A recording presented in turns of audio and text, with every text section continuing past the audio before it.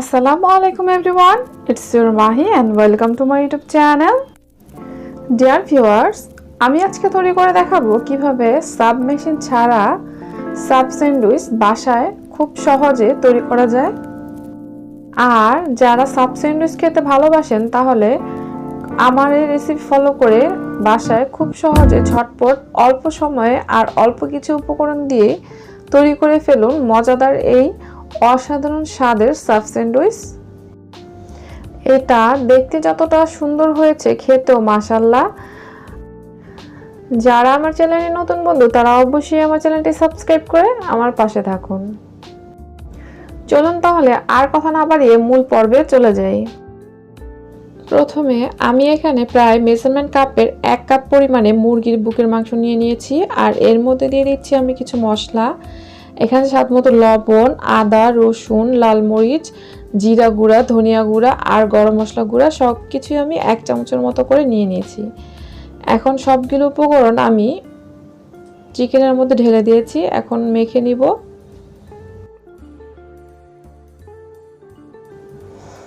একটি পাত্রে আমি সামান্য তেল গরম করে নিয়েছি আর এর মধ্যে চিকেনগুলোকে ঢেলে দিচ্ছি আর চিকেনগুলোকে খুব ভালোভাবে আমি ভেজে নিচ্ছি।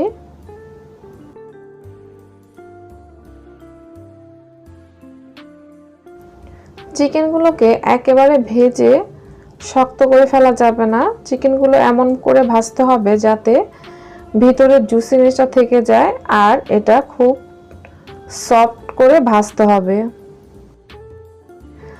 এখন একটি বাটিতে আমি মেয়োনেজ নিয়ে নিয়েছি আর এর মধ্যে দিয়ে দিচ্ছি প্রায় 2 টেবিল চামচের মতো টমেটো সস। এখন এগুলোকে আমি খুব ভালোভাবে মিশিয়ে নিচ্ছি।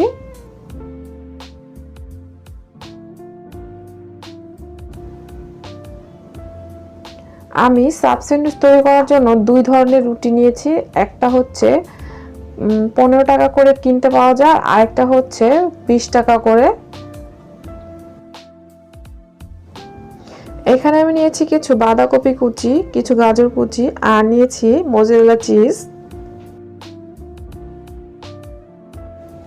এখন রুটিটাকে আমি কেটে 2 ভাগ করে নিচ্ছি।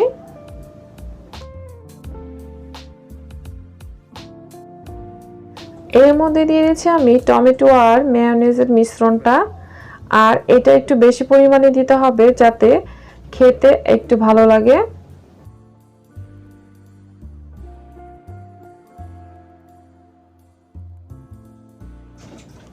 এখন দিয়ে দিচ্ছি বাঁধাকপি আর গাজরগুলো, এগুলো খুব ভালোভাবে আমি ছড়িয়ে দিচ্ছি।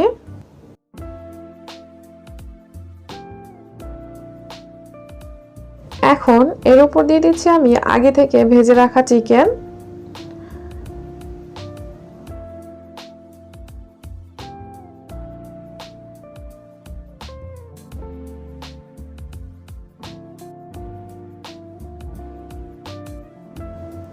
চিকেনগুলো দেওয়া হয়ে গেছে। এখন এর উপর আবার আমি সসগুলো দিয়ে দিচ্ছি।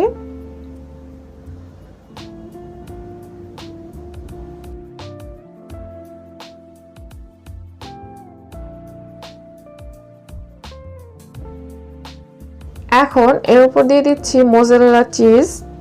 খুব ভালোভাবে আমি ছড়িয়ে দিচ্ছি।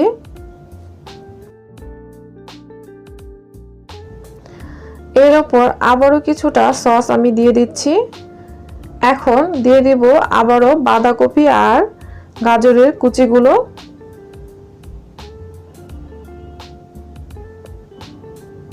আর রুটির উপরের পাশটাতেও আমি আবারও সস লাগিয়ে নিচ্ছি। এখন এর উপর দিয়ে দিব আমি।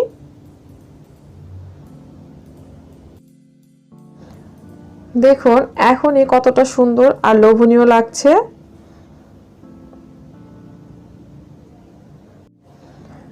এখন একটি তাওয়াতে আমি কিছুটা তেল গরম করে নিচ্ছি। আপনারা চাইলে এখানে বাটার ব্যবহার করতে পারেন। এখন এর উপর আমি সাব স্যান্ডউইচটা দিয়ে দিচ্ছি আর খুব ভালোভাবে চেপে আমি এটাকে গরম করে নিচ্ছি। একটি পাশ ভাজা হলে আমি উল্টে দেব। আমার একটি পাশ খুব সুন্দরভাবে ভাজা হয়ে গেছে আর দেখতে কতটা সুন্দর লাগছে। এখন আমি এই আরেকটি পাশ উল্টে ভেজে নেব।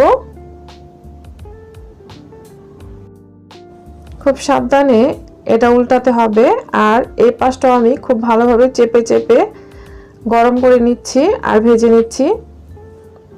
আমার দুটো পাশই ভাজা হয়ে গেছে, এখন আমি এটা পরিবেশন করে দেখাচ্ছি।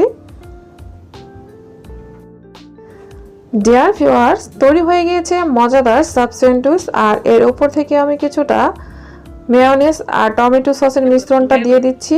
এখন মাছ বরাবর আমি এরকম একটু কেটে আপনাদেরকে পরিবেশন করে দেখাচ্ছি কতটা সুন্দর ভেতরটা হয়েছে।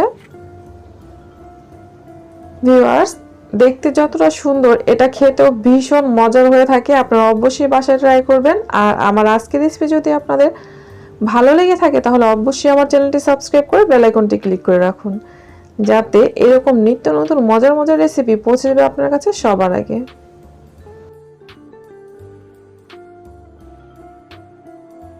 যারা আমার ভিডিওটি সম্পূর্ণ দেখেছেন তাদের সবাইকে ধন্যবাদ। আল্লাহ আপনাদের সবাইকে ভালো রাখুক, সুস্থ রাখুক, নিরাপদে রাখুক, এই কামনা করে আজকের মতো বিদায় নিচ্ছি। আসসালামু আলাইকুম।